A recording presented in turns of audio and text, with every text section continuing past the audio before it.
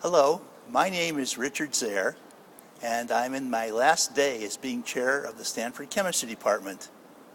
I've had the pleasure of writing an editorial for Angewandte Chemie, and I'd like to discuss it a little bit with you. It concerns the time that I was chairing an international evaluation committee at the invitation of the Chinese government to look at the National Natural Science Foundation of China. That's the NSF of China, the same as would be the DFG, the DFK of Germany, and so forth. This is their major funding agency for basic research. It's really unusual, I think, when a government invites an international group of people to come and look them over. Most organizations don't want such a review and certainly don't want to expose various flaws to an outside group.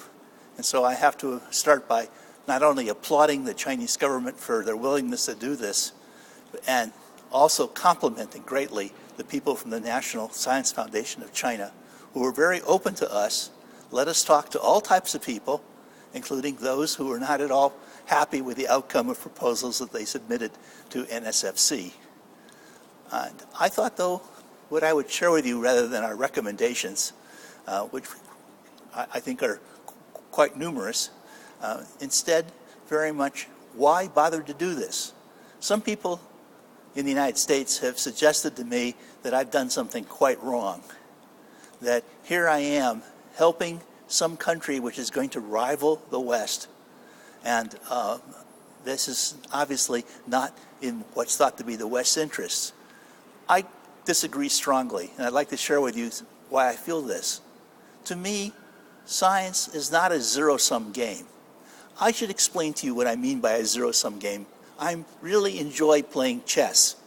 I didn't say I was good at it, but I enjoy playing chess, and that's a zero-sum game.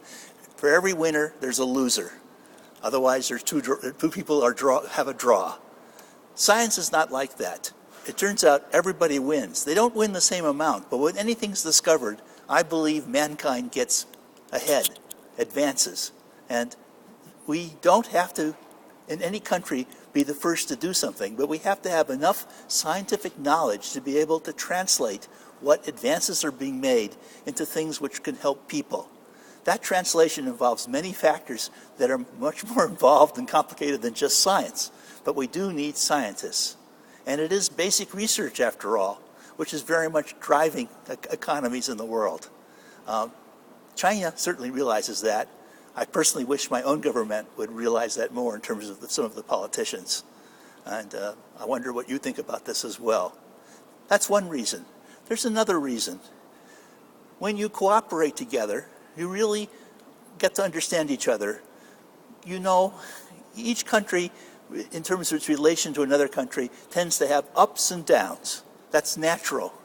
If scientists know each other, trust each other between countries, it really helps to smooth out these ups and downs.